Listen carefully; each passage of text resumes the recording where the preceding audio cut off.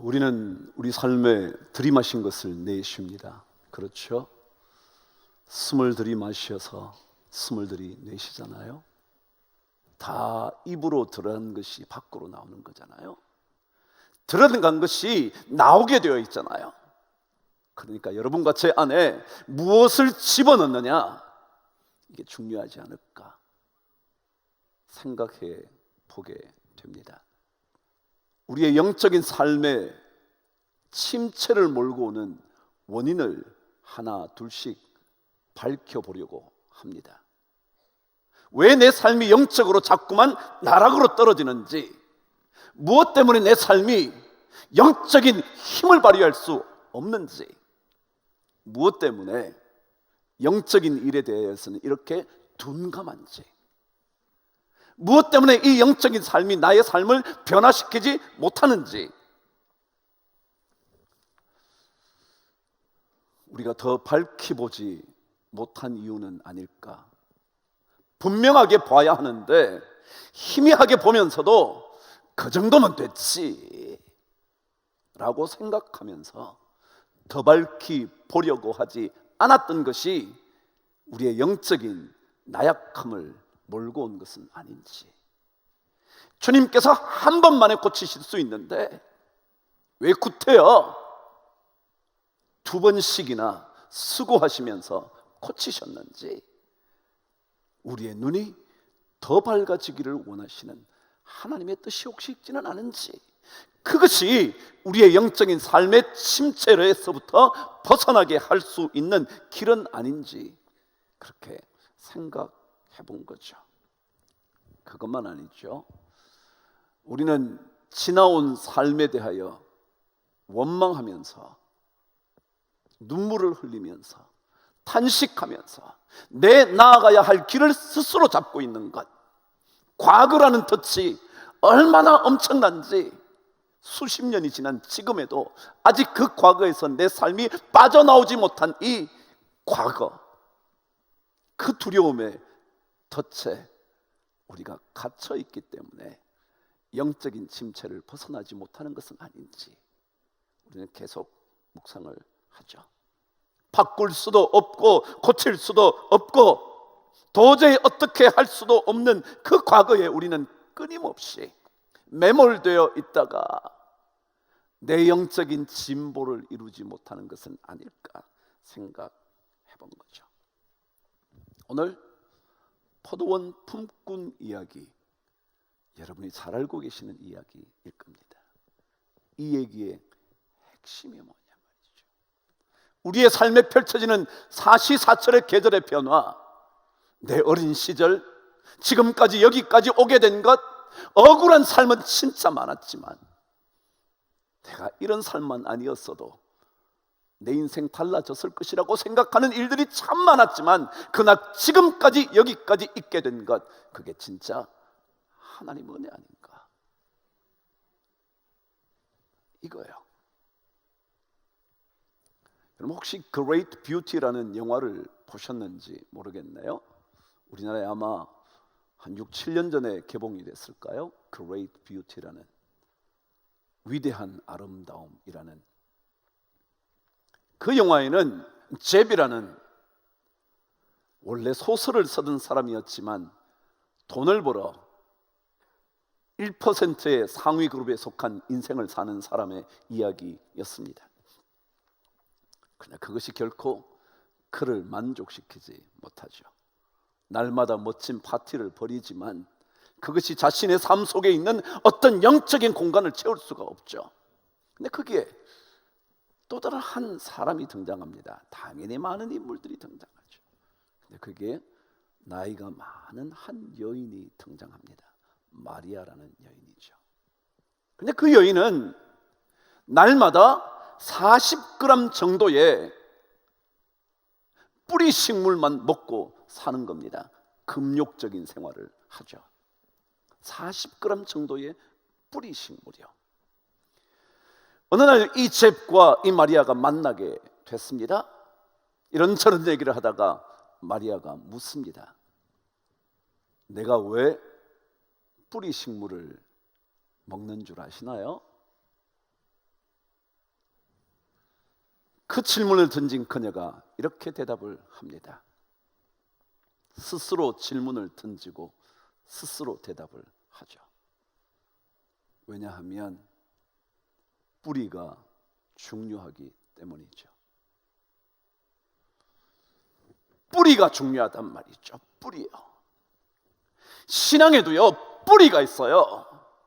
신앙의 열매도 중요한데요, 여러분과 제가 맺어야 하는 수많은 열매도 중요한데요, 신앙에는 뿌리가 중요해요. 그 뿌리가 만일 우리 삶에 들어오지 못하면, 그 뿌리가 내 안에 뿌리 내리지 못하면 우리의 삶은 영적인 침체를 거듭할 수밖에 없습니다. 포도원에 9시, 12시, 3시, 5시에 일꾼들이 들어와 일을 하게 됩니다. 잘 아시는 것처럼 그들은 일용직 노동자였습니다. 정해진 일터가 있었던 것이 아니라 인력시장에 나가 하루 그에게 일거리가 주어지면 먹고 사는 사람들이었습니다. 인력시장에 나가 자신을 고용해 줄 사람들을 기다리는 겁니다. 그런 경험 해보신 경험이 있으신가요? 이런 새벽 나가 자신을 불러줄 그 누군가를 기다리며 빈둥거리며, 아니 어쩌면 조마조마해 하며 기다리고 있던 사람들이었습니다. 혹시라도 그날 그가 불림을 받지 않으면 그는 하루 일당을 벌지 못해 하루의 삶이 빈곤할 수밖에 없는 삶을 살고 있었습니다. 그때 한 사람이 와 9시에 온 그 사람들을 부릅니다. 몇 시에 왔는지 모르지만 9시에 온 그 주인이 당신 오라고 몇 명의 사람이 뽑혀갑니다. 아마도 건장했던 사람일 것이고요, 성실해 보였을 사람일 것이고요, 그나마 그래도 일 잘할 수 있을 것 같은 사람이었을 겁니다. 그들은 선택되어 가면서 안도의 한숨을 내쉬었을 거죠. 그래, 오늘도 일할 수 있게 됐어. 감사한 마음이 있었을 거예요. 오늘 그래도 하루에 일당을 벌었으니 우리 가족을 먹일 수도 있을 거라고 생각했을 거예요. 그래서 어쩌면 힘차게 9시에 그들은 포도원으로 들어갔을 겁니다. 시간이 지나도 나머지 사람을 불러줄 기미는 없습니다. 포도원 주인이 우연히 나와 보니 그 인력시장에 아침부터 있었던 사람들이 계속 있는 겁니다. 그래서 12시에 당신 몇 사람도 오라고, 3시에 가도 또 있어, 또 부릅니다. 5시에 가도 또 부릅니다. 5시라면 이제 1시간만 일을 하면 끝이 날 그 하루에도 그는 불러드립니다. 일을 다 마쳤죠. 아시는 것처럼 드디어 주인이 하루의 삭을 주기 시작합니다. 여러분, 그런데 왜 성경은 제일 늦게 와 1시간 일한 사람에게부터 먼저 임금을 줬을까요? 그냥 불러다가 쭉 서 있게 하고 나눠줬으면 될 것을 왜 제일 마지막에 와서 1시간만 일한 사람에게 먼저 한 데나리온을 준 걸까요? 이야기는 왜 이렇게 적혀 있을까요? 성경은 왜 그렇게 기록하고 있는 걸까요? 이유 없이요? 그냥요? 적다 보니까요? 아니요. 하나님께서, 주님께서 우리에게 들려주고 싶은 말씀이 있었던 거죠. 그게 있지 않았겠냐고. 그렇지 않고서야 구태여 오늘 성경이 제일 마지막에 온 그 사람부터 돈을 주게 되었을까요? 나중 온 자로부터 처음 온 사람까지 삭을 그렇게 주라고 명령을 한 걸까요? 드디어 오늘 여러분과 제가 읽었던 것처럼 먼저 온 자들이 나중 온 그들이 한 데나리온을 받는 것을 보며 속으로, 그래, 저 사람에게 1시간밖에 일하지 않은 저 사람에게 한 데나리온을 주었다면 나는 9시부터 일했으니 적어도 그보다 거의 10배는 받겠지, 5배는 받겠지, 적어도 3배는 받겠지 속으로 생각했다는 거죠. 그런데 받았는데 한 데나리온 동일하게 받았대죠. 그러자 9시에 온 그가 한 데나리온을 받자마자 주인에게 원망의 소리를 내놓기 시작합니다. 이렇게요. 나중 온 이 사람들은 1시간밖에 일하지 아니하였거늘 그들을 종일 수고하고 더위를 견딘 우리와 어떻게 똑같이 하셨습니까? 여러분, 영적인 침체는 언제 오느냐 하면요, 은혜를 놓칠 때 옵니다. 은혜라는 것은 뭐냐 하면 자기가 만일 그 사람에게 불리지 않았다면 그는 하루 종일 공친 하루가 될 것인데, 하루의 일당조차 벌 수가 없었을 텐데 불림을 받았다면 그것이 은혜인 줄 알아야 되는데, 9시에 불릴 때만 해도 남들은 남아있고 자기가 불릴 때만 해도 너무너무 감사한 마음이 있었을 텐데, 야, 나 오늘 하루 내 가족을 버려 먹여 살릴 수 있을 거야 생각했을 텐데 그것을 잊어버린 겁니다. 은혜를 잊어버린 겁니다. 영적인 뿌리를 놓쳐버린 겁니다. 그러면 그에게는 영적인 침체가 오는 겁니다. 여러분과 제가 힘겹게 살아오셨던지, 눈물의 시간을 엄청 보내셨던지, 어느 누구에게도 말 못할 인생의 시간을 지금까지 살고 계시든지, 만일 이 자리에 오신 분이 여러분이시라면 여러분은 이것이 은혜인 줄 아셔야 합니다. 그 은혜인 줄 알아야. 오늘 이 9시에 온 사람은 이렇게 말합니다. 종일토록 수고한 우리와 어떻게 같게 할 수 있습니까? 뭐냐면요, 여러분, 영적인 침체가 찾아오면 어떤 일들이 벌어지느냐 하면 먼저 자기 공로를 자꾸 드러내고 싶어 합니다. 자기 공로요. 내가 9시부터 일했다는 거예요. 여러분, 원래 9시부터 일하게 돼 있는 거 아닌가요? 원래 그래서 한 데나리온 받는 거 아닌가요? 그 한 데나리온은 하루 일당치 아닙니까? 하루의 일용자의 노동 1급 아닙니까? 근데 왜 종일토록 수고한 우리와 같게 하였나이까? 라고 말하는 걸까요? 왜요? 자기는 더 수고했다는 거예요. 여러분, 은혜가 빠지면요, 자기 얘기를 자꾸 쏟아냅니다. 내가 더 했다는 거예요. 내가. 교회나 가정이나 어떤 조직이든지 자신의 공로를 내세우는 것은 이미 그 속에 은혜가 사라졌다는 얘기고, 그것은 영적 침체가 시작되었다는 것을 의미합니다. 처음 불림을 받았을 때 그것이 진짜 하나님 은혜지, 진짜 하나님 은혜지.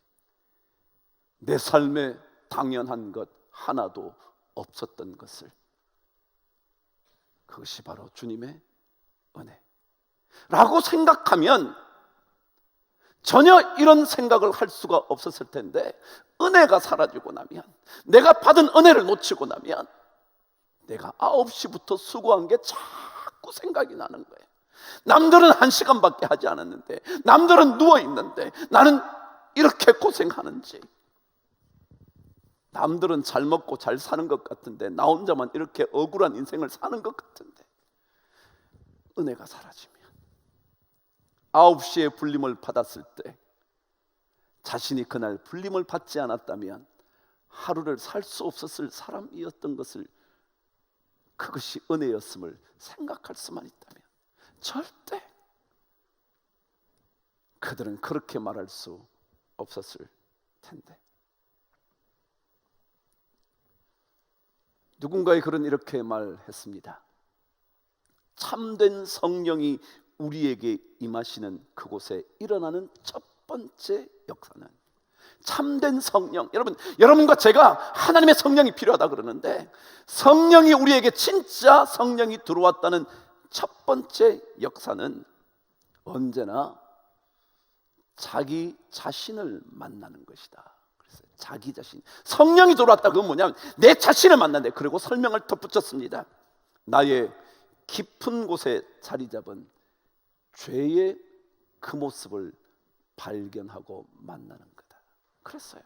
성령이 들어왔다는 건요, 내 안에 나는 이런 존재인데 뭘 받았어요? 구원받았어요. 십자가의 은혜로 내가 구원을 받았어요. 그게 성령을 경험한 사람, 참된 성령이 임한 사람의 느낌은 뭐냐면 제일 먼저, 그래, 내가 참 자격도 없는데 여기 이렇게 서 있지. 내가 자격도 없는데 이 일을 하지. 나에게 이 일을 할 수 있도록 맡겨줬지. 나 별 재능도 없고 배운 것도 없어서 직장 생활도 못하는데,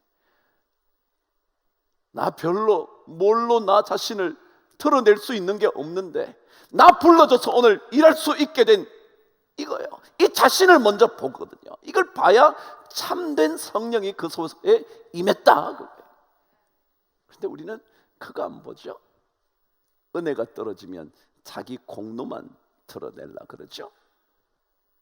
종일토록 수고한 더위를 견딘 우리, 나를 어찌 저 1시간밖에 수고하지 않은 그들과 같게 하셨나이까. 여러분 생각해 보시죠. 혹시 입장을 뒤집어 보세요. 아침 9시부터 나왔어요. 10시가 돼도 부른 사람이 없어요. 12시가 지나가요. 아마 집에서 조금 먹을 걸 싸왔겠죠. 그 길거리에 앉아서, 인력시장에 앉아서 밥을 먹었을 거예요. 어떡하지? 오늘 돈을 벌어야 되는데 어떡하지? 1시가 지나요? 2시가 지나요? 3시가 지나요. 서서히 땅거미가 몰려오기 시작해요. 오늘 끝났네, 어떡하지? 내일 도시락이라도 싸서 올 수 있을까? 불림받지 못해서 그 길고 긴 시간 동안 고통스럽게 있었어야 할지도 모르는 그 자신의 삶을 혹시 생각해 보면 감히 이런 생각할까요? 그들의 아픔을 생각해 본다면, 아니 그들의 아픔이 나의 아픔일 수 있는데, 왜요?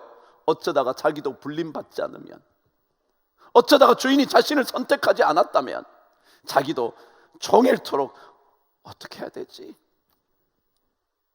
그곳에 있는 사람들과 떠들며 시간을 빈둥거리며 보내는 것 같아도 가슴속은 어쩌면 타들어가지 않았을까요? 더더욱이 아픈 자식이 있다면, 부양해야 할 자식이 기다리고 있다면 그의 마음이 어떠했을까? 우리는 생각하지 못하죠. 그리고는 1시간밖에 수고하지 않은 저 사람보다 나는 종일 수고했는데, 우리 안에 은혜가 사라지면요, 주님께로부터 받은 은혜를 놓치면요, 우리는 그때부터 걷잡을 수 없는 영적인 침체에 빠져듭니다. 신앙은 자격 없음을 알고 그 자격 없는 나에게 주어진 하나님의 은혜를 깨닫고 그 은혜로 인하여 내가 살고 있다는 사실을 고백하게 될 때, 그때 영적인 깊이는, 영적인 능력은 시작되는 것이죠. 만일 자신의 공로를 강조하게 되면 또 일어나는 현상이 있어요. 오늘 말씀 여러분과 제가 읽었죠? 이렇게 말합니다. 받은 후 집주인을 원망하여 이르되, 자기를 불러준 그 사람을 원망하는 거예요. 자기에게 하루를 살게 해준 그 주인을 원망하는 거예요. 그래요. 우리가 영적인 침체에 빠지면요, 자꾸 뭐가 생기냐면 원망이 생겨요. 억울한 거예요. 너무 내가 손해본 것 같은 거예요. 여러분과 제 안에 원망하는 소리가 자꾸 나타난다면 그것은 영적인 침체의 징후입니다. 내 안에 자꾸만 남들에 대한 불평이 쏟아진다면, 내 안에 자꾸만 원망의 소리가 그치지 않는다면 그것은 반드시 영적인 침체라 생각하셔야 합니다. 원망의 문제가 아닙니다. 상황이 그렇게 된 것이 문제가 아닙니다. 이 사회가 이렇게 됐기 때문이 아닙니다. 여러분과 저 안에 영적인 침체가 시작됐기 때문에 우리 안에 그 원망이 끊임없이 드러나는 것입니다. 공로의식은요, 남에 대한 평가를 계속하는 거거든요. 남에 대한 평가를 하니까 내가 억울한 거예요. 그냥 나는 9시에 와서 6시까지 일하게 돼 있어서, 그리고 그것으로 한 데나리를 받는 것, 그것만 보면 되는데 그게 정상인데 남을 보는 거예요. 남을. 저 사람은 1시간 일했어요. 저 사람은 빈둥거려요. 저 사람은 놀아요. 나는 죽으라고 고생하는데, 나는 밤을 새워서 애쓰는데 저 사람은 그냥 놀고 먹어요. 너무 억울한 거예요. 너무 억울한 거예요. 은혜를 놓치면 남만 안 보이는 게 아니라 그때부터 집 주인을 원망해요. 하나님을 원망해요. 하나님을 향하여 비난의 화살을 막 쏘아대요. 하나님, 이럴 수 있어요? 나는 얼마나 수고했는데요. 내가 저 사람보다 얼마나 수고했는데요. 내가 받아도 먼저 직분을 받아야지 왜 저 사람이 받아요? 왜 저 사람이요? 하나님을 향하여. 그래서 이게 영적인 침체 아니라 어찌 말하겠습니까? 은혜가 사라지면 하나님을 향하여 비난하기 시작하는데, 하나님을 향하여 불평하기 시작하는데 어찌 그것이 영적인 침체가 아니라 말할 수 있겠습니까? 여러분, 구약 성경은요, 원망의 결과를 언제나 죽음으로 표현합니다. 원망하다가 죽었다는 거예요. 원망하다가 땅이 갈라져 땅이 그를 삼켜버린다는 거예요. 원망은 영적인 침체일 뿐만 아니라 영적인 침체는 우리로 하여금 우리를 파묻어버리는 강력한 힘이 있습니다. 그래서 영적인 침체로부터 벗어나야 하는 거죠. 영적 침체, 은혜를 보지 못할 때, 은혜를 놓쳐버리게 될 때, 은혜라는 신앙의 뿌리를 내리지 못할 때, 지금까지의 삶이 전부 다 은혜였던 것을 놓쳐버릴 때 영적 침체는 반드시 찾아옵니다. 여러분과 제가 아무리 힘겨웠던 삶의 시간을 살았다 해도요,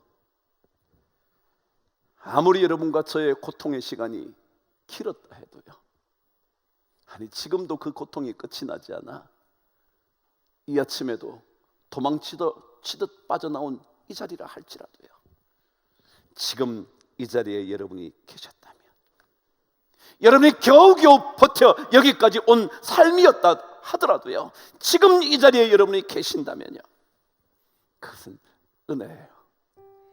모든 것이 은혜였어. 이걸 알아야